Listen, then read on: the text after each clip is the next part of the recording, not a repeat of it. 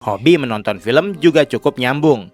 Tokoh utama film ini memang seorang sinefil. Dari kegemaran menonton, mencatat hal-hal penting dari cerita atau adegan penting di film dalam rupa goresan gambar sebenarnya agak terasa memaksa. Meski sebenarnya nggak ada pakem juga sih.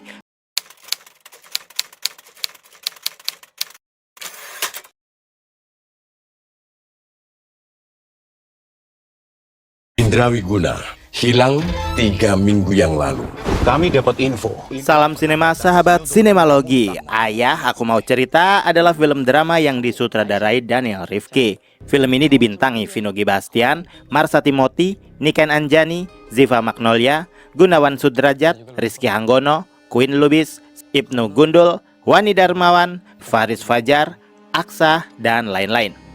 Hidup Andi Budiman yang diperankan Vino G. Bastian berjalan sederhana bersama istri yang diperankan Niken Anjani dan kedua anaknya di Desa Banaran. Semua berubah ketika putri remajanya yang diperankan Ziva Magnolia menjadi korban pelecehan oleh seorang pemuda. Dalam upaya membela diri, sang putri melakukan perlawanan yang berujung pada kematian pemuda tersebut. Masalah menjadi lebih rumit ketika diketahui bahwa korban adalah putra tunggal Kapolres.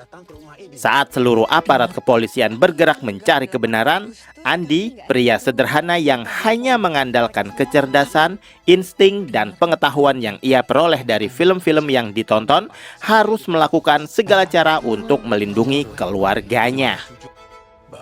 Kalian bisa membantu kami dengan klik tombol Super Thanks di bawah video. Kami akan sangat berterima kasih atas berapapun nominal saweran yang kami terima.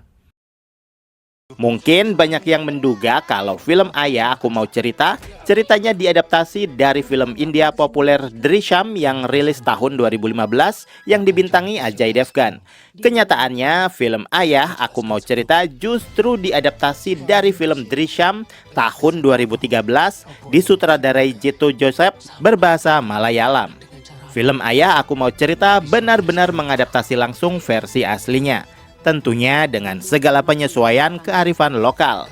Beruntung di Indonesia ada budaya layar tancap, sehingga sektor ini yang lumayan make sense untuk bisa diselaraskan dengan benang cerita yang ada. Karena profesi itu yang lebih masuk akal ketimbang menjadi owner bioskop pinggiran yang filmnya biasanya memutar film esek-esek 21 tahun ke atas. Hobi menonton film juga cukup nyambung.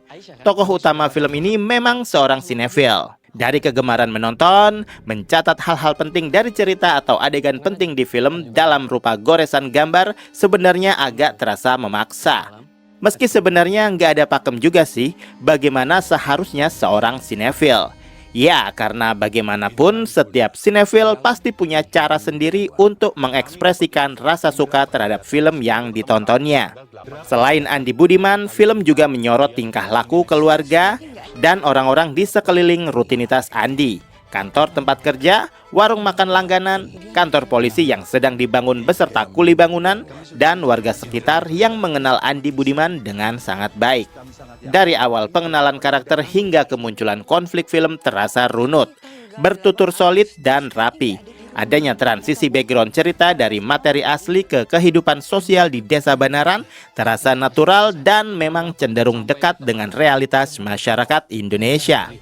Tempo ketegangan yang dibangun di film ini benar-benar mampu membawa saya sebagai penonton terhanyut dalam tutur cerita Daniel Rifki yang seakan kita nggak diberi jeda untuk tidak bersimpati dengan keluarga Andi Budiman. Yang paling menarik di film ini adalah bagaimana struktur narasi yang dibangun berhasil menyusun sebuah skema kucing-kucingan adu alibi yang cerdas tanpa trik murahan. Di sini peran Daniel Rifki memang cukup menonjol. Dia berhasil menyeimbangkan elemen drama keluarga emosional dengan ketegangan investigasi polisi yang cukup alot dan dingin. Durasi film Ayah Aku Mau Cerita secara mengejutkan lebih panjang dari versi asli, selisih 6 menit saja. Dalam 166 menit, film ini mampu menghipnotis saya untuk stay fokus pada duel psikologis antar karakter. Pertama, tentu saja di film ini lagi-lagi Vino G. Bastian yang memerankan Andi Budiman berhasil tampil total, termasuk dengan menaikkan berat badan hingga 5 kg demi terlihat seperti pria desa biasa yang berisi. Dia menampilkan performa sebagai ayah sekaligus suami dengan sangat apik. Meski sesekali masih ada ciri Vino yang beberapa kali terlihat. Karakternya sangat emosional dan membumi. Termasuk duel kombonya yang juga adalah istri sebenarnya Vino, Marsha Timothy, yang memerankan komisaris Iriana. Dia tampil sukses dalam memberikan penampilan yang sangat intens sebagai seorang ibu sekaligus Kapolres yang menuntut kebenaran atas hilangnya sang anak.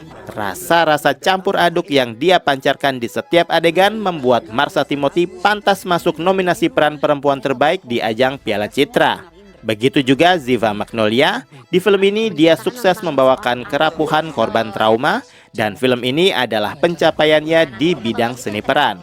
Sebelum-sebelumnya pernah main film tapi gak yang sampai membekas di mata penonton. Dan film ini bisa menjadi CV terbaru Ziva untuk bisa lebih serius lagi masuk ke dunia perfilman dan mengasah bakatnya yang lain selain jadi penyanyi.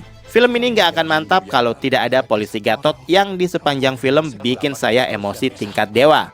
Walau kadang ada dialog-dialog sinetron, tapi beberapa memang realitasnya seperti demikian. Rizky Hanggono tampil luar biasa mengesalkan sebagai representasi aparat penyalahguna kekuasaan yang intimidatif sangat. Belum lagi di opening obrolan Andi Budiman dan Yusuf karyawannya yang cukup terasa sekali menyentil isu kebobrokan sebuah negara Konoha yang benar-benar sangat menyedihkan bisa dirasa-rasa. Menjadi sangat sensitif tapi perlu memang untuk disampaikan ke penonton. Bukan sok-sokan paling ngerti politik, tapi ya dialog di opening film ini pada akhirnya akan memiliki hubungan dengan konflik ceritanya. Bukan sesuatu yang buat lucu-lucuan atau gimana, tapi karena ada isu yang seharusnya bisa disampaikan ke penonton dengan tepat sasaran. Secara visual, film ini memang dikemas dengan pendekatan bernuansa thriller yang muram namun tetap realistis. Pencahayaan dan pergerakan kamera fokus menangkap emosi mentah, gestur tubuh, dan tatapan tajam para pemain di ruang-ruang interogasi yang sempit. Yang menjadi salah satu kekuatan di film ini adalah detail production design, seperti pembangunan set kantor polisi yang fungsional, pemilihan warna, kendaraan, hingga properti yang membuat dunia di dalam film terasa sangat hidup. Bagi yang sudah nonton Drishyam versi 2013, versi 2015, lalu versi Vino ini, manakah yang menurut kalian paling memuaskan? Apalagi genre plot twist seperti ini memang jadi favorit banyak penggemar film. Demikian video reaksi dari film Ayah Aku Mau Cerita yang tayang di bioskop. Silakan like, komen, dan subscribe kanal ini. Cek juga akun-akun media sosial Sinemalogi. Dan jangan lupa bersinema dahulu, berbahagia kemudian.